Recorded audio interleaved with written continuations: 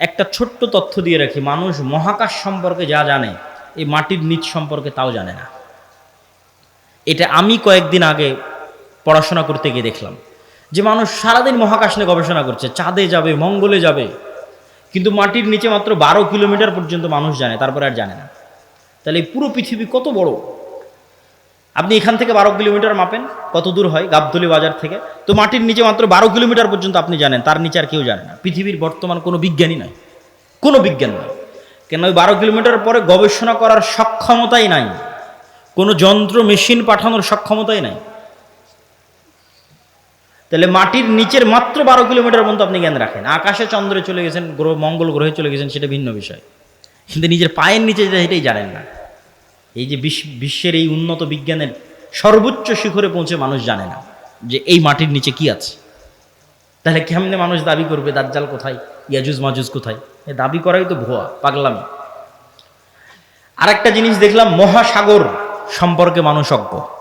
মহাকাশ সম্পর্কে ঠিক আছে অনেক জানতেছে, মহাসাগরে এমন অনেক জায়গা আছে যে জায়গাগুলোতে মানুষ পৌঁছতেই পারে না, যে জায়গাগুলোর উপর দিয়ে বিমানও উড়ে যেতে পারে না, যে জায়গাগুলোতে কোনো জাহাজও অতিক্রম করে না, এরকম অসংখ্য জায়গা আছে।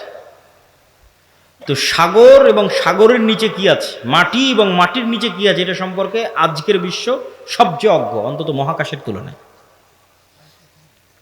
তো ইন্নাল্লাহা আলা কুল্লি শাইইন কাদির, আল্লাহ সকল কিছুর উপর ক্ষমতাবান। আর কোনোটাই যদি না হয় তো অন্তত একটা উত্তর তো দেওয়াই যায়, যেটা আল্লাহ সুবহানাহু ওয়া তাআলা কোরআন মাজিদে বলছেন যে আল্লাহ 7 আসমান এবং 7 জমিন সৃষ্টি করেছেন, আর 7 জমিনে আল্লাহর আদেশ অবতীর্ণ হয়, কোরআনের আয়াত। 7 জমিনে আল্লাহর, আর সবচেয়ে আরো একটা ভয়ঙ্কর বিষয় যে আল্লাহর আসমান বানাতে যত সময় লেগেছে জমিন বানাতেও তত সময় লেগেছে। 7 আসমান বানাতে যা টাইম, 7 জমিন বানাতেও তাই টাইম। তাহলে 7 আসমান কত বড়, 7 জমিন তাহলে কত বড় হতে পারে? এখন ইয়াজুজ মাজুজ আর দাজ্জাল যদি অন্য জমিন থেকে বের হয়ে আসে, এই জমিনে কিছু করার নেই, এটাকে অস্বীকার করতে পারবে না যে না, নিশ্চিত নাই। তো অতএব আল্লাহ সুবহানাহু তাআলা সকল কিছুর উপর ক্ষমতাবান। এই জমিনেও থাকতে পারে, এই জমিনের সাগরেও থাকতে পারে, এই জমিনের নিচেও থাকতে পারে। মানুষের জ্ঞান পরিপূর্ণ নয়, অন্য জমিনেও থাকতে পারে, সেখান থেকেও আসতে পারে। এই জন্য সূরা কাহাফ, দাজ্জালের ফিতনা থেকে বাঁচতে সূরা কাহাফ পড়তে বলা হয়েছে। সূরা কাহাফের সব ব্যতিক্রম ঘটনাগুলো দাজ্জালের আসার সাথে মিলবে, দাজ্জালের যুগের যে ফিতনা ওগুলোর সাথে মিলবে। সূরা কাহাফের 4টা ব্যতিক্রম ঘটনা আছে, তার মধ্যে একটা ব্যতিক্রম ঘটনা খিজির আলাইহিস সালামের। কই থেকে আসলো খিজির আলাইহিস সালাম, কোথায় ছিল? বলে মাছ যেখানে জীবিত হয়ে যাবে সেখানে খিজির আছে। তুমি মাছ ভেজে নিয়ে রওনা দাও, যেখানে মাছ জীবিত হয়ে যাবে ওখানে খিজির আছে। তো খিজির আলাইহিস সালাম জিজ্ঞেস করতেছে যে সালাম কিভাবে? মুসা আলাইহিস সালাম সালাম দিচ্ছে, সালাম জান্নাতের সালাম দুনিয়াতে কিভাবে? তো খিজির আলাইহিস সালাম যদি অন্য পৃথিবী থেকে এসে থাকে নিশ্চিত করে, অথবা এই পৃথিবীতেও থাকতে পারে, তো খিজির আলাইহিস সালামকে যদি আল্লাহ সুবহানাহু ওয়া তাআলা আড়ালে রাখতে পারে, দাজ্জাল এবং ইয়াজুজ মাজুজকেও আল্লাহ সুবহানাহু ওয়া তাআলা আড়ালে রাখার সক্ষমতা আছে। তো ওই দাজ্জালের সময়ের ফিতনার সাথে এই সূরা কাহাফের ঘটনাগুলো মিলবে। আসহাবে কাহাফ, আসহাবে কাহাফের কথা বলতে গিয়ে আল্লাহ বলছেন ওয়াহুম আইকাজ, তাদেরকে আমি ঘুমিয়ে রেখেছি, কিন্তু মানুষ দেখলে মনে করবে ওরা জেগে আছে। আপনি দেখলে মনে করবেন এই মানুষটা জেগে আছে, কিন্তু ওরা নিজেরাও বুঝতে পারছে ওরা ঘুমিয়ে আছে, আল্লাহও বলছেন ঘুমিয়ে আছে। এইভাবেই 309 বছর পার হয়ে গেছে। ওরা ঘুম থেকে উঠে মনে করছে যে কই, আমরা তো অল্প কিছুক্ষণ মনে হয় শুয়েছিলাম, ঘুমিয়েছিলাম, কিন্তু 300 বছর পার হয়ে গেছে। তো সময়ের যে আপেক্ষিকতা, এটার কন্ট্রোল আল্লাহর হাতে। এই আপেক্ষিকতার প্রভাবিত মানুষ দেখবে যে একদিন হয়ে যাবে 1 বছরের সমান। তো পৃথিবীতে অবশ্যই ব্যাপক কোনো পরিবর্তন ঘটবে, যেটার প্রভাবে 1 বছর, 1 মাস, 1 সপ্তাহ, সেটা কি আল্লাহ সুবহানাহু ওয়া তাআলা ভালো জানে। তো প্রিয় উপস্থিতি, এই 1 নাম্বার কর্তব্য কি, সংক্ষিপ্ত বক্তব্য শেষ করে দিচ্ছি, এগুলোর উপর ঈমান রাখা। 2 নাম্বার কি, যে কোনো মুহূর্তেই দাজ্জাল বের হতে পারে, যে কোনো মুহূর্তে কিয়ামত হতে পারে, কথা এটাই ঠিক। রাসূল সাল্লাল্লাহু আলাইহি ওয়াসাল্লাম আশঙ্কা করতেন দাজ্জাল মনে হয় এখনই বের হয়ে গেল। এরকম অনেকগুলো ঘটনা আছে হাদিসে, ইবনে সাইয়াদের ঘটনাগুলো বেশি, তার মধ্যে প্রসিদ্ধ। তো ফিতনা তো সবসময়ই চলছে। তো ফিতনার সময় আপনি বেঁচে থাকবেন, ঈমান নিয়ে বেঁচে থাকবেন, এটার 2টা কাজ: পরকালের প্রতি সর্বোচ্চ জ্ঞান, সর্বোচ্চ ইয়াকিন, এবং অবৈধ টাকার উপরে অবৈধ ধন সম্পদ ক্ষমতার উপর ন্যূনতম লোভ না থাকা। এবং সফলতা এটা নয় যে আপনি বাড়ি গাড়ি টাকা পয়সার মালিক হবেন, সফলতা এটা যে আপনি ঈমান এবং সালাত অবস্থায় পৃথিবী থেকে বিদায় নেবেন, এটাই সফলতা। তো আল্লাহ সুবহানাহু ওয়া তাআলা যেন আমাদের ঈমান অবস্থায় সালাত অবস্থায় পৃথিবী থেকে বিদায় নেওয়ার তৌফিক দান করে, বলেন আল্লাহুম্মা আমিন। কেন কেন আমাদের ঈমান অবস্থায় বিদায় নিতে হবে? এত লম্বা ঘটনা বলে এই পুরো ঘটনার উপর একটু পানি দিয়ে দিয়ে একটা কথা বলে, সেটা হচ্ছে ঈসা আলাইহিস সালাম যখন আসবে, ইমাম মাহদী যখন আসবে, দাজ্জাল যখন আসবে, তখন কি নতুন কোনো দিন আসবে নাকি? নতুন কোনো কোরআন আসবে নাকি? নতুন কোনো হাদিস আসবে নাকি? কোরআন এবং হাদিস তো এইটাই যেটা এখন আছে। তাহলে সবচেয়ে বড় ঘটনা তো আগেই ঘটে গেছে, মুহাম্মদ সাল্লাল্লাহু আলাইহি ওয়াসাল্লামের আসা এবং কোরআনের প্রেরিত হওয়া। তাহলে ঈসা আলাইহিস সালাম যে কোরআনের উপর আমল করবেন ওটা আপনার কাছে আছে। ইমাম মাহদী যেই কোরআন দিয়ে রাষ্ট্র চালাবে ওটা আপনার কাছে আছে। আর দাজ্জাল যেই নবীকে মানতে বলতেছে ওই নবী চলে যাওয়ার 1400 বছর হয়ে গেছে। তাহলে কাজ আমাদের কাছে আছে। হ্যাঁ, ইমাম মাহদী যেই দিন আসবে সেই দিন আমি সব কিছু করবো, জি না, এটাতে প্রোডাক্টিভিটি নষ্ট হয়। এই জন্য আগেই বলেছি দাজ্জাল আসার আগেই মুসলমানেরা বিজয় করবে, এই জন্য প্রোডাক্টিভিটি বন্ধ করা যাবে না। কেন আসল কাজ তো আমাদের কাছে আছেই, নতুন করে তো আর কিছু আসবে না। ঈসা আলাইহিস সালাম তো নতুন কোরআন আনবেন না, এই কোরআন তো আমার কাছে আছে। ইমাম মাহদী তো আর নতুন হাদিস নিয়ে আসবে না, হাদিস তো এটাই, তো ওটা তো আমাদের কাছে আছে। তাহলে কাজ তো আমাদের কাছে আছে।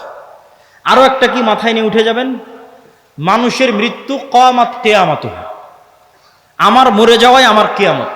কেন? আমি তো পরকালের জগতে ঢুকে গেছি, কবর বারজাখ, আমার মৃত্যুর মাধ্যমে আমি পরকালের জগতে ঢুকে গেলাম। তাহলে আমার কিয়ামত তো আগেই হয়ে গেল, দাজ্জাল আসার আগেই কিয়ামত হয়ে গেল আমার।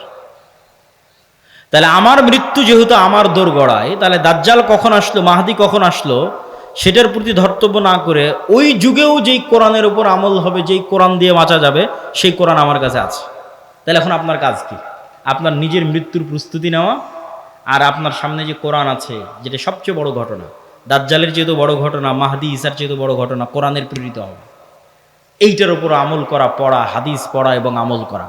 এবং ইমানের উপর মৃত্যু, সালাতের উপর মৃত্যু, এটা অতীত যুগের সব নবী রাসূলের শিক্ষা। আল্লাহ সুবহানাহু ওয়া তাআলা আমাদের তৌফিক দান করুক, আল্লাহুম্মা আমিন। আবাতি লিমা তা'বুদু মা লা তাসমাউ, ইব্রাহিম আলাইহিস সালাম বাপকে বলছে, হে আমার বাপ, এমন মূর্তির কেমনে ইবাদত করো যে শুনতেও পায় না, দেখতেও পায় না। তাহলে আগের যুগের মানুষ যে মূর্তির ইবাদত করতো অথবা এখনো করে, তাদের সাথে কোরআনের যে তর্ক বিতর্ক, এই তর্ক বিতর্কের মানদণ্ড হচ্ছে, তোমরা যেই সমস্ত বাতিল ইলাহের পূজা করো এদের রব হওয়ার ক্ষমতা নাই। রব হওয়ার ক্ষমতা নাই মানে কথা বলার ক্ষমতা নাই, শোনার ক্ষমতা নাই, দেখার ক্ষমতা নাই, সৃষ্টির ক্ষমতা নাই। এরা একটা মাছি বানাতে পারবে না, মশা বানাতে পারবে না, এরা একটা খেজুরের বিচির দানার উপরের যে পাতলা আবরণ থাকে ওটার পর্যন্ত এরা মালিক নয়। তাহলে যে রব নয় ও ইবাদতের যোগ্য কেমনে হয়? রব তো আমি, আসমান জমিন আমি বানিয়েছি, সূর্য চন্দ্র আমি বানিয়েছি, ইবাদত আমার করো, এই দিয়ে কোরআন পরিপূর্ণ। এটা মানুষের বুঝতে সহজ যে এর ক্ষমতা নাই, কেন এর ইবাদত করব।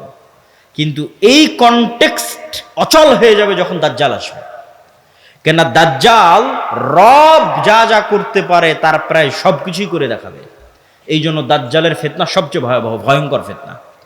মা কালী, মা দুর্গা আর শাহজালাল আর শাহপরাণ, যাদেরই মানুষ আল্লাহ বাদ দিয়ে ইবাদত করছে, আর ঈসা আলাইহিস সালাতু ওয়াস সালাম আর মারিয়াম আলাইহিস সালাতু ওয়াস সালাম আর যাদেরই ইবাদত করছে,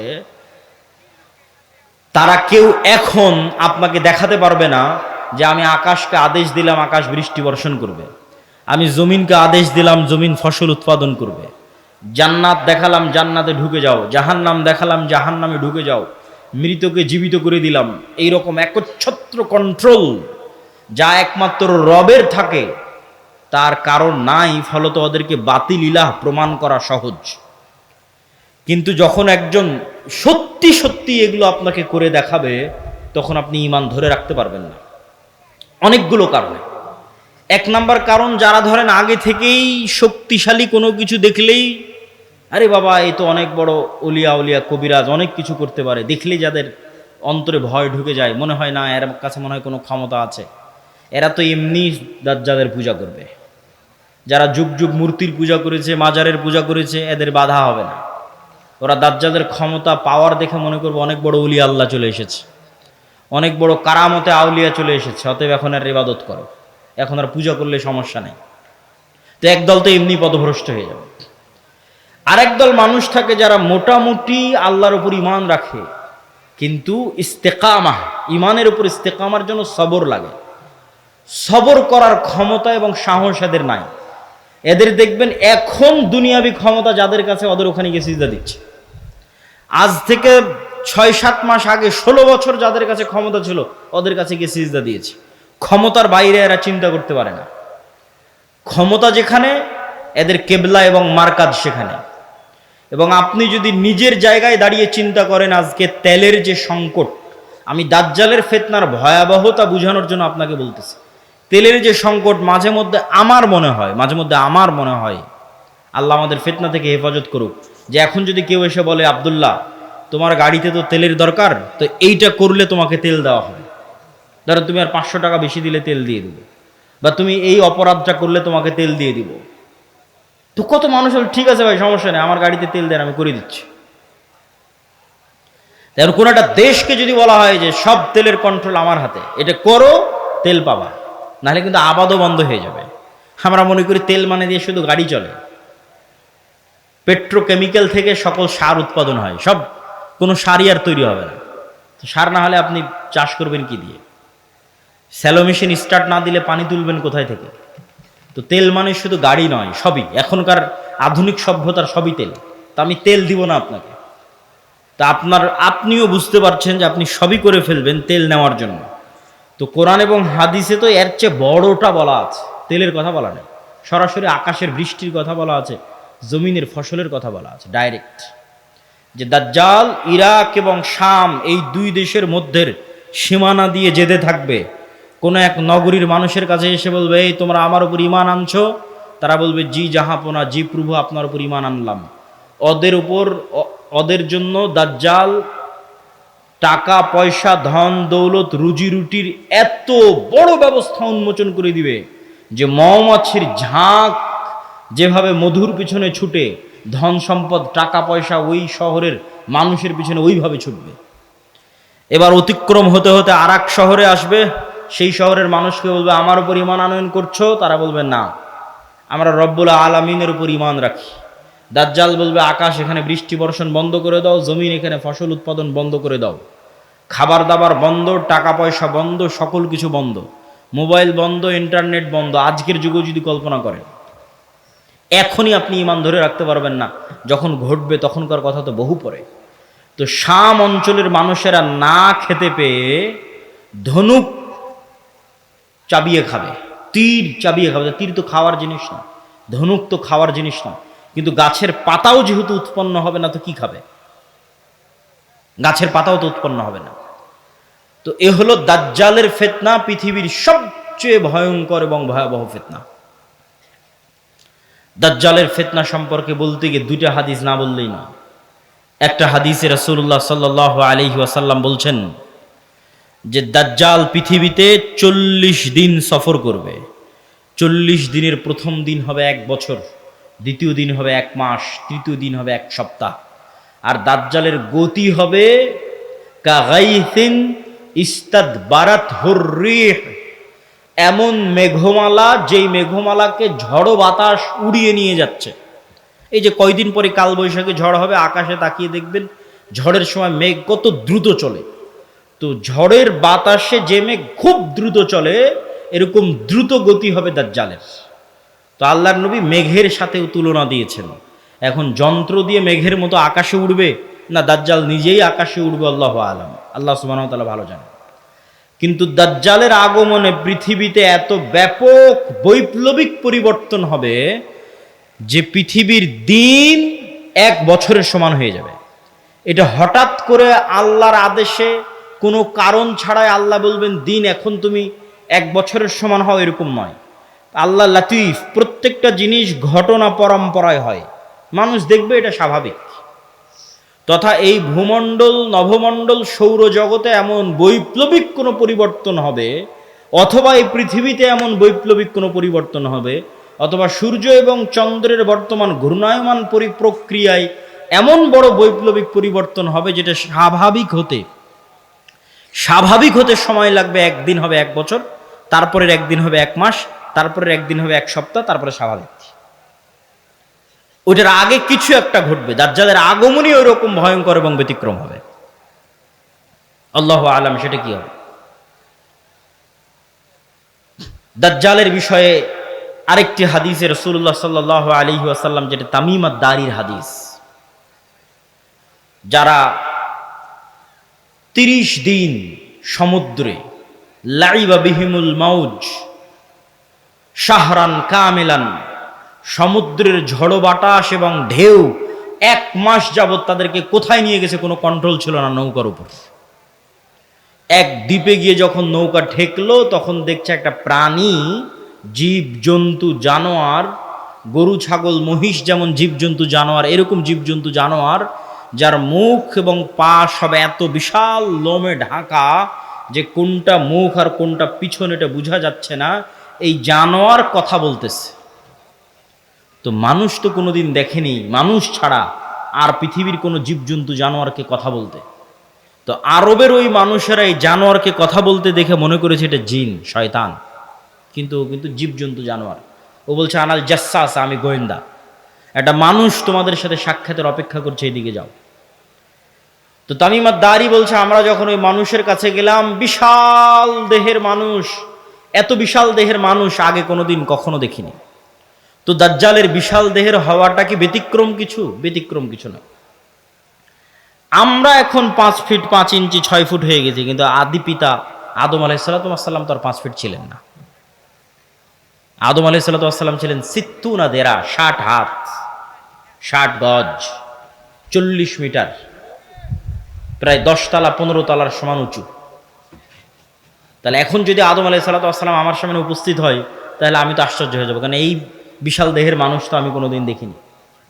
তাহলে দাজ্জাল বিশাল দেহের হবে, এটা ব্যতিক্রম নয়, কেননা দাজ্জাল তো আদমেরই সন্তান, মিন উলদে আদম, আদমের সন্তান। তো তার হাত, তার হাঁটু এবং তার কাঁধ এমন শক্ত করে বাঁধা আছে। আমরা তাকে জিজ্ঞেস করলাম তুমি কে? সে বলে আমার পরিচয় তোমরা জানবেই, তোমরা বলো তোমরা কারা। তা আমরা আমাদের পুরো ঘটনা বললাম। এবার দাজ্জাল 4টা প্রশ্ন করেছে। নাখাল বাইসান, আইনে জোগার, বহায়রা তাবারিয়া, নাবিয়ুল উম্মিয়িন। বহায়রা তাবারিয়া, sea of Galilee, lake of Tiberias. নাখলে বাইসান, বাইত শিয়ান। আর আইনে জোগার, স্প্রিং অফ জোয়ার। আর নাবিয়ুল উম্মিয়িন, পড়ালেখা জানে না, লিখতে জানে না, পড়তে জানে না এমন নবী। আমাদের নবী মুহাম্মদ সাল্লাল্লাহু আলাইহি ওয়াসাল্লাম লিখতেও জানতেন না, পড়তেও জানতেন না। উনি দেখে যে পড়বেন এটা জানতেন না, কোরআন মুখস্থ করেছিলেন। প্রিয় উপস্থিতি, তো দাজ্জাল তাদেরকে এই যে 4টা জিজ্ঞেস করলো, 4টা জিজ্ঞাসার প্রথম 3টে জিজ্ঞাসার সাথে পানি কানেক্টেড আছে, পানি এবং চাষ কানেক্টেড আছে। সি অফ গ্যালিলি, পানির উৎস, বহায়রা তাবারিয়া, ইসরায়েলের সীমানার মধ্যে। এখন এটা ইসরায়েলের সীমানার মধ্যে। বাইবেলের প্রফেসি অনুযায়ী তথা বাইবেলের বর্ণনা অনুযায়ী ঈসা আলাইহিস সালাম যত মোজেজা দেখাতেন সব এই সাগরে, এই সাগরের আশেপাশে, এই লেক, এই হ্রদ, এই খালের আশেপাশে। তো দাজ্জাল বলছে একদিন এখানে পানি থাকবে না। এখন পানি দাজ্জাল আসার আগেই শেষ হবে সেটা ঠিক না, আসলে না, দাজ্জাল আসার শেষ হবে না। কেন আরাক হাদিসে বলতেছে ইয়াজুজ মাজুজ যখন বের হবে তখন ওরা বহায়রা তাবারিয়ার পানি খেয়ে শেষ করে দিবে, খেয়ে শেষ করে দিয়ে অন্যদিকে আগাবে পানি শেষ করার জন্য। তাহলে পানি যদি দাজ্জাল আসার আগেই শেষ হয়, তাহলে ইয়াজুজ মাজুজ আবার কোথায় পানি পাবে? এটাও তো একটা প্রশ্ন। কিন্তু দাজ্জাল বলছে এখানে একদিন পানি থাকবে না। তার মানে কি ইয়াজুজ মাজুজ এসে শেষ করবে ওটার ভবিষ্যৎবাণী, না দাজ্জাল আসার আগেই শেষ হবে? মানে অনেকেই দেখি এখন খুঁজে যে বহায়রা তাবারিয়াতে পানি শেষ হচ্ছে কিনা, সেটার জন্য বলতেছি যে পানি যে দাজ্জাল আসার আগেই শেষ হবে এটা মনে করাটা একদম 100% ঠিক এটা বলা যাবে না। কেন আরাক হাদিসে কি বলা হচ্ছে? ইয়াজুজ মাজুজ এসে বহায়রা তাবারিয়ার পানি খেয়ে নেবে। তো বলে এখানে একদিন পানি থাকবে না। 2 নম্বর কি? নাখাল বাইসান, বাইসানের খেজুর বাগান, এটাও ইসরায়েলের একটা বড় শহর, বাইত শিয়ান। বলে এখানে কি মানুষ খেজুর চাষ করে? তো বলে করে। তো বলে এখানে একদিন পানিও থাকবে না, খেজুর চাষের ব্যবস্থাও থাকবে না। তার বলে আইনে জোগার, স্প্রিং অফ জোয়ার, এটার বর্ণনাও বাইবেলে আছে। আগের যেমন বহায়রা তাবারিয়ার বর্ণনাও বাইবেলে আছে, এই আইনে জোগার, স্প্রিং অফ জোয়ার, এটার বর্ণনাও বাইবেলে আছে। কি হিসেবে আছে? লূত আলাইহিস সালাতু ওয়াস সালাম যেখানে ছিলেন ওই শহরটা যখন আল্লাহ ধ্বংস করে দিলেন, যে লূত আলাইহিস সালাতু ওয়াস সালামকে যেখানে তিনি আশ্রয় দিলেন সেখানে তার জন্য পানির ব্যবস্থা, অথবা যে জায়গায় তিনি আশ্রয় নিয়েছিলেন সেই জায়গা হচ্ছে স্প্রিং অফ জোয়ার। এই জন্য ওই বহায়রা তাবারিয়া আর স্প্রিং অফ জোয়ার, আইনে জোগার, এই দুটেই খ্রিস্টানেরা ব্যাপক হারে দেখতে যায়, ভিজিট করতে যায়। তো এখান থেকে আমাদের জানার বিষয় কি, এই হাদিস থেকে জানার বিষয় হচ্ছে দাজ্জাল প্রশ্ন করেছে একটা নির্দিষ্ট জায়গায়, যার প্রত্যেকটা এরিয়া 30-40 কিলোমিটারের মধ্যে। এই বহায়রা তাবারিয়া বলেন, আইনে জোগার বলেন, নাখাল বাইসান বলেন, এই বগুড়া জেলার মধ্যেই, মানে একটা সেম এরিয়ার মধ্যেই। তথা কিয়ামতের পূর্ব মুহূর্তের ফিতনার বর্ণনাগুলো নিশ্চিতভাবে কিয়ামতের পূর্ব মুহূর্তে যা যা হবে এগুলো মক্কা মদিনার বাইরে, মক্কা মদিনায় হবে না। মক্কা মদিনা ফিতনা মুক্ত থাকবে। কোথায় হবে তাহলে? সিরিয়াতে, শাম। শাম মানে আগে ফিলিস্তিনি বোঝানো হতো, শাম মানে আগে মসজিদে আকসাই বোঝানো হতো। শাম মানে আজকের শাম নয়, তথা মসজিদে আকসা এবং এর আশেপাশের অঞ্চল, যেগুলোতে এখন ইসরায়েল, ফিলিস্তিন, জর্ডান, এই যে অঞ্চলগুলো এবং এখনকার যে সিরিয়া, সব কিছু এই অঞ্চলে হবে। দাজ্জালের এই সংক্ষিপ্ত বর্ণনা এবং দাজ্জালের ফিতনার এই সংক্ষিপ্ত বর্ণনার পরে কি হবে? ওই যে মুজাহিদ বাহিনী যারা দাজ্জালের মিথ্যে সংবাদ শুনে এবার দেমাশকে ফিরে আসবে, যুদ্ধ বিজয় অভিযান বাদ, কেন এটা ভয়ঙ্কর ফিতনা। এই ভয়ে দাজ্জাল আসলে বের হয়েছে কিনা, যুদ্ধ বাদ দিয়ে সবাই ফিরে আসবে তাদের যেটা সেন্টার, তাদের সেন্টার দামেস্ক। যুদ্ধ যদি রোম পর্যন্ত গিয়ে থাকে, ইতালির রাজধানী, ওখান থেকেও ফিরে দামেস্কে আসবে। যদি তুরস্কের রাজধানী ইস্তাম্বুল পর্যন্ত গিয়ে থাকে, ওখান থেকে ফিরে দামেস্কে আসবে। এবার দামেস্কে আসতে আসতে সত্যি দাজ্জাল বের হয়ে যাবে। এবার রিয়ালি প্রকৃত অর্থে দাজ্জাল বের হয়ে গেছে। এবং দাজ্জাল বের হওয়া মাত্রই সকল ক্ষমতা দাজ্জালের কাছে চলে যাবে। এটার বিবরণ আরেকটু পরে দিব, এখানে এটা শেষ করে নি। তো দাজ্জাল বের হয়ে যাবে। এই দামেস্কের মসজিদে ফজরের সালাতে যখন জামাত হবে, তখন এবার ঈসা আলাইহিস সালাতু ওয়াস সালাম অবতীর্ণ হবেন। কেননা দাজ্জালের ফিতনা যেই লেভেলের অলৌকিক, ওইটা মোকাবেলা করার জন্য ওই লেভেলের অলৌকিক লাগবে। তথা দাজ্জালের এই ফিতনা মোকাবেলা ওই মুজাহিদরাও করতে পারবে না যারা ইস্তাম্বুল বিজয় করেছে, রোম বিজয় করেছে। এবং কিছু কিছু হাদিসের বর্ণনা অনুযায়ী তারা ভারতও বিজয় করতে পারে। মানুষের মাথায় একটা চিত্র আগে থেকে ঢুকে আছে যে দাজ্জাল যখন বের হবে পৃথিবীতে, তখন পুরো পৃথিবী দাজ্জালের কন্ট্রোলে থাকবে। এটা ভুল কথা। দাজ্জাল যখন বের হবে তখন পুরো পৃথিবী মুসলমানদের কন্ট্রোলে থাকবে। মানে মুসলমানেরা বিজয় করে শেষ করে দিবে, সব বিজয় করে ফেলবে। মসজিদে আকসা বিজয়, ইস্তাম্বুল বিজয়, খ্রিস্টানরা তো পরাজিতই হয়ে যাবে, ইতালির রাজধানী রোম বিজয়, ভারত বিজয়, পুরো পৃথিবীতে মুসলমানদের জয় জয়কার থাকবে। হাদিস থেকে আমি যতটুকু চিন্তা ভাবনা করে দেখেছি, এটাই বেশি খাপ খায়, এটাই বেশি মিলে, যে দাজ্জাল বের হওয়ার পূর্বে, ইমাম মাহদি আসার আগেই, অথবা ইমাম মাহদির সাথী, অথবা ইমাম মাহদি সহ, যেটাই বলেন, দাজ্জাল এবং ঈসা ইসলাম আসার পূর্বে পৃথিবী মুসলমানদের, মসজিদে আকসা মুসলমানদের, তুরস্ক মুসলমানদের, ইতালি, পুরো ইউরোপ মুসলমানদের, ভারত মুসলমানদের, সবই মুসলমানদের। মুসলমানদের বিজয় যখন সর্বোচ্চ স্তরে, এবং দাজ্জালের কোনো ষড়যন্ত্র যখন আর কাজে দিচ্ছে না, দাজ্জালের পক্ষ হয়ে পৃথিবীতে কাজ করবে এরকম কোনো বড় শক্তি আর পৃথিবীতে নাই, এবার নিজেই দাজ্জাল বের হয়ে আসবে। কেননা যারা দাজ্জালের পক্ষ নিয়ে কাজ করতে, এরা সব বিপদে পড়ে গেছে, কেননা বিজয় মুসলমানদের হয়ে গেছে। তো ইহুদিরাও এক মাসিহের অপেক্ষা করতেছে, বিপদ থেকে, বিপদে পড়লে বিপদ থেকে বাঁচায় যে সে মাসিহ, মাসিহ দাজ্জাল। খ্রিস্টানেরাও ঈসা মাসিহ, বিপদে পড়লে বিপদ থেকে বাঁচায় যে সেই মাসিহ ঈসা আলাইহিস সালাম বিপদ থেকে বাঁচাবে। খ্রিস্টানেরাও বিশ্বাস করে ঈসা আলাইহিস সালাম আবার আসবে, কিন্তু তারা এটা জানে না যে ঈসা আলাইহিস সালাম মারা যায়নি, জীবিত আছে। আমরা জানি ঈসা আলাইহিস সালাম মারা যাননি, জীবিত আছে। আর তারা মনে করে মরে গেছে, কিন্তু পুনর্জন্ম হয়ে পুনরায় ঈসা আলাইহিস সালাম পৃথিবীতে আসবেন তাদেরকে বাঁচানোর জন্য, খ্রিস্টানদের বাঁচানোর জন্য। তাহলে সারা পৃথিবীর সবাই শেষ জামানার একজন বিশাল মাসিহের অপেক্ষায়। এবং আধুনিক এখনকার বিশ্বের যতগুলো নিউজ চ্যানেল রিপোর্ট, সবগুলোতেই বর্তমান যে যুদ্ধ চলতেছে, এই যুদ্ধ নিয়েও এই আলোচনাগুলো আমাদের দেশে নয়, এই অঞ্চলে নয়, ইউরোপ এবং আমেরিকায় আলোচিত হচ্ছে, যারা বিশ্ব শাসন করে তাদের কাছে। তাদের ভাষায় দাজ্জাল হচ্ছে অ্যান্টি ক্রাইস্ট ইংরেজিতে, আর মালহামা হচ্ছে আর্মাগেড্ডন, আর জেসাস ঈসা আলাইহিস সালাতু ওয়াস সালাম উনি আসবেন। অ্যান্টি ক্রাইস্ট না আসলে জেসাস আসবে না। অ্যান্টি ক্রাইস্ট মানে দাজ্জাল। আর অ্যান্টি ক্রাইস্ট ততক্ষণ আসবে না যতক্ষণ না ইহুদিরা জেরুজালেমে একত্রিত হচ্ছে, এটা তাদের বিশ্বাস। ইভাঞ্জেলিক্যাল খ্রিস্টিয়ান যারা যারা ইনজিল কেন্দ্রিক খ্রিস্টান তাদের বিশ্বাস। তো ফলত তাদেরও ঈসা আলাইহিস সালামকে নিয়ে আসতে হবে, ইহুদিদেরও একজন মাসিহ লাগবে। ফলত সবাই সেইটারকে সামনে নিয়ে কাজ করতেছে, যে ওইটা যত দ্রুত ঘটানো যাবে তত দ্রুত মনে করতেছে আমাদের বিজয়। কিন্তু সবার কামনা অনুযায়ী তো কাজ হবে না, সবার চাওয়া অনুযায়ী কাজ হবে না। কেননা সবাই ভুল বুঝবে, ভ্রান্তিতে পা দিবে। কি কি ভ্রান্তিতে পা দিবে বলি? ইহুদিদের আসল মাসিহা যিনি, আসল মাসিহ যিনি, তিনি তো চলে এসেছেন, কিন্তু তারা তো গ্রহণ করেন। ইহুদিদের প্রকৃত মাসিহ তো ছিল মুহাম্মদ সাল্লাল্লাহু আলাইহি ওয়াসাল্লাম নিজেই। মুহাম্মদ সাল্লাল্লাহু আলাইহি ওয়াসাল্লামের অপেক্ষায় তারা মদিনায় গিয়ে বসে থাকতো, অনেক আগে গিয়ে বসেছিল, ইমান তো আনেনি। তো এরা তো মাসিহকে চিনতে পারেনি। ঈসা আলাইহিস সালাম তো মাসিহ চিনতে পারেনি, ইমান আনেনি, ঈসা আলাইহিস সালামকে হত্যা করার চেষ্টা করেছে, নিকৃষ্ট। তো এই জন্য এদের সঠিক মাসিহ এরা পাবে না।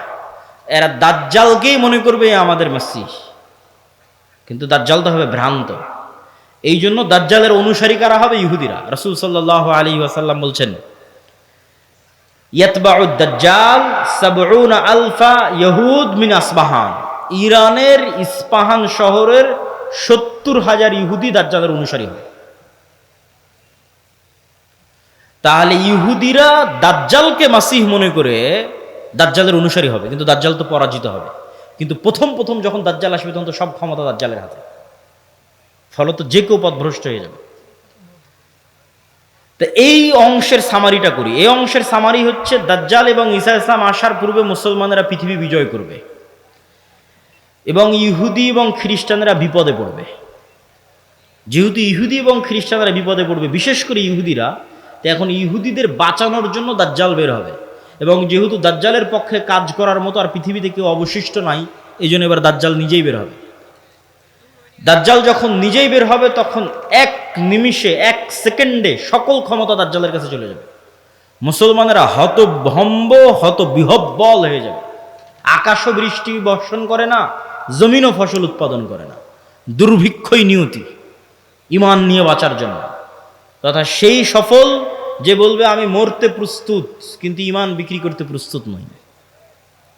সেই সফল যার একটা টাকার প্রতি অবৈধ লোভ নাই, অবৈধ একটা টাকার প্রতি ন্যূনতম লোভ নাই। আপনি নিজেই নিজের আত্মা এবং নফসকে চেক করেন যে আপনার একটা টাকার প্রতি যদি, অবৈধ টাকার প্রতি যদি ন্যূনতম লোভ থাকে, আপনি দাজ্জালের ফিতনা থেকে বাঁচতে পারবেন না। পরকালে যার বিশ্বাস সর্বোচ্চ পর্যায়ে, পরকালে যার বিশ্বাস সর্বোচ্চ লেভেলে, ও দাজ্জালের ফিতনা থেকে বাঁচতে পারবে। আসহাবুল উখদুদ ওয়াস সামাই যাতিল বুরুজ ওয়াল ইয়াউমিল মাউউদ ওয়া শাহিদু ওয়া মাশহুদ কুতিলা আসহাবুল উখদুদ। ওদের বলা হলো হয় ঈমান না হয় সামনে আগুন, ঝাঁপিয়ে পড়ো। তো ওরা বলল আমরা আগুনেই ঝাঁপিয়ে পড়ব। তো ওরা আগুনে কেমনে ঝাঁপিয়ে পড়বে এটা ছাড়া সম্ভব নয় ঝাঁপিয়ে পড়া, যদি ওই আগুনে জান্নাত না দেখে। আর নিজের বাড়িতে যে এসি রুম আছে ওখানে জাহান্নামের আগুন জ্বলতেছে। তো ওরা এটা বিশ্বাস করে যে আমি যদি আমার এসি রুমে ফিরে যাই ইমান পরিত্যাগ করে, তাহলে ওই এসিরা বাতাস নয়, এটা জাহান্নামের আগুন। আর যদি সামনের আগুনে ঢুকে যায় তাহলে এটা আগুন নয়, এটা জান্নাত। তো এই সেম ঘটনা তো দাজ্জালের সময় হবে। দাজ্জালের জান্নাতে যে ঢুকবে ও ঢুকে গেল জাহান্নামে, আর দাজ্জালের জাহান্নামে যে ঢুকবে ও ঢুকে গেল জান্নাতে। তাহলে পরকালের উপর ইয়াকিন না থাকলে তো আপনি দাজ্জালের ফিতনা থেকে বাঁচতে পারবেন না। তাহলে এবার দাজ্জালের আবির্ভাবের পর সারা পৃথিবীর সব মুমিন মুসলমান বিপদে, কোনো খাবার নাই, অসহায়, কিচ্ছু নাই। এবার বিপদগ্রস্ত মুমিন মুসলমানদের বাঁচানোর জন্য আসবে ঈসা আলাইহিস সালাম। এই হলো প্রেক্ষাপট। তাহলে শুরুতে বিপদে ইহুদি খ্রিস্টানেরা, বাঁচাতে আসবে দাজ্জাল। সব ক্ষমতা তখন দাজ্জালের কাছে। বিপদে এবার মুসলমানেরা। কোন মুসলমানেরা? যারা সব দেশ বিজয় করে শেষ করে দিয়েছে। তুরস্ক বিজয় করেছে, মসজিদে আকসা, ভারত, তারপরে ইতালি, সব বিজয় শেষ করে দিয়েছে। ওরা এখন চরম বিপদে। এবার ওদেরকে বাঁচানোর জন্য আসবে ঈসা আলাইহিস সালাতু ওয়াস সালাম। ঈসা আলাইহিস সালাতু ওয়াস সালামও এমন অলৌকিক ক্ষমতা নিয়ে আসবেন যে তার নিঃশ্বাস যতদূর পর্যন্ত যাবে, নিঃশ্বাসে কাফের মারা যাবে। আল্লাহু আকবার, আল্লাহু আকবার। নিঃশ্বাসের স্পর্শে কাফের মারা যাবে, রাসূল সাল্লাল্লাহু আলাইহি ওয়াসাল্লাম বলছেন। আর ঈসা আলাইহিস সালাতু ওয়াস সালামের অলৌকিকত্ব এত টপ লেভেলের হবে যে দাজ্জালকে আলাদা করে হত্যা করা লাগবে না। দাজ্জাল যদি শুধু দেখে ঈসা আলাইহিস সালাতু ওয়াস সালামের দিকে, ইয়াজুবু কামা ইয়াজুবুল মা, পানিতে লবণ দিলে যেভাবে গলে যায় সেভাবে গলে যাবে, ছেড়ে দিলে গলেই মারা যাবে। কিন্তু ঈসা আলাইহিস সালাম ছাড়বেন না, নিজে হাতে হত্যা করবেন। যেখানে হত্যা করবেন ওটাও ইসরায়েলের সীমানার মধ্যে। ইসরায়েলের বর্তমান রাজধানী তেল আবিব থেকে অতি নিকটে বাবে লুদ নামক জায়গায় দাজ্জালকে ঈসা আলাইহিস সালাতু ওয়াস সালাম হত্যা করবেন। তো যেই ঈসা আলাইহিস সালাতু ওয়াস সালাম এবং যেই মুমিন মুজাহিদেরা পৃথিবীর সবচেয়ে বড় ফিতনা দাজ্জালকে হত্যা করলো, তাদেরকে এবার আল্লাহ বলবে তোমরা তো এত বড় ফিতনা মোকাবেলা করলা, এখন আমার এমন একদল বান্দা বের হবে, ইয়াখরুজু ইবাদি লা ইয়াদানি লি আহাদিন, কারো পক্ষে সম্ভব নয় যে আমার ওই বান্দাদের মোকাবেলা করে। ঈসা আলাইহিস সালাম এত বড় নবী, তিনি পৃথিবীর সবচেয়ে বড় ফিতনা দাজ্জালকে হত্যা করলেন, তাকে আল্লাহ বলছে তুমিও পারবা না এখন যারা বের হবে। অতএব মুমিন মুজাহিদদের নিয়ে তুমি তুর পাহাড়ে আশ্রয় নাও। তাহলে ঘটনার ক্ষেত্রগুলো দেখেন, তুরস্ক এবং সিরিয়ার সীমান্তবর্তী অঞ্চল, সিরিয়ার রাজধানী দামেস্ক, মসজিদে আকসা, বাবে লুদ যেখানে দাজ্জালকে হত্যা করা হলো, তুর পাহাড়, এই এরিয়াগুলোতে এই ঘটনাগুলো ঘটতেছে। শেষ সময়ের ঘটনা এখানেই ঘটবে, শামে ঘটবে। তো তুর পাহাড়ে আশ্রয় নেওয়ার পর কারা বের হবে? ইয়াজুজ আর মাজুজ। ইয়াজুজ মাজুজের সংখ্যা কত বেশি? একটা সহিহ হাদিস বলবো আর একটা জয়ীফ হাদিস। সহিহ হাদিসে রাসূলুল্লাহ সাল্লাল্লাহু আলাইহি ওয়াসাল্লাম বললেন যে আদম আলাইহিস সালাতু ওয়াস সালামের পিঠ থেকে আল্লাহ মানুষকে বের করলেন, আদমের সকল সন্তানকে বের করে বলা হচ্ছে প্রতি 1000-এ একজন জান্নাতে, 999 জন জাহান্নামে। এই হাদিস রাসূল সাল্লাল্লাহু আলাইহি ওয়াসাল্লাম সাহাবীদের শোনাচ্ছে। তো প্রতি 1000-এ 999 জন জাহান্নামে, এটা শুনে সাহাবীদের মাথা নষ্ট, যে তাহলে তো আমরা সবাই জাহান্নামে। আদম সন্তানের 1000-এর 999 জন যদি জাহান্নামে যায় প্রতি 1000-এ, তাহলে তো আমরা সবাই জাহান্নামে। তখন মুহাম্মদ সাল্লাল্লাহু আলাইহি ওয়াসাল্লাম সাহাবীদের বলতেছে হতাশ হয়ো না, এই 999 জনের বেশিরভাগই ইয়াজুজ মাজুজ। এই 999 জনের বেশিরভাগই ইয়াজুজ মাজুজ। তো কতজন জাহান্নামে যাবে ইয়াজুজ মাজুজের বাইরে স্বাভাবিক মানুষের মধ্যে থেকে, এটা তো আমরা জানি না। তো এই জন্য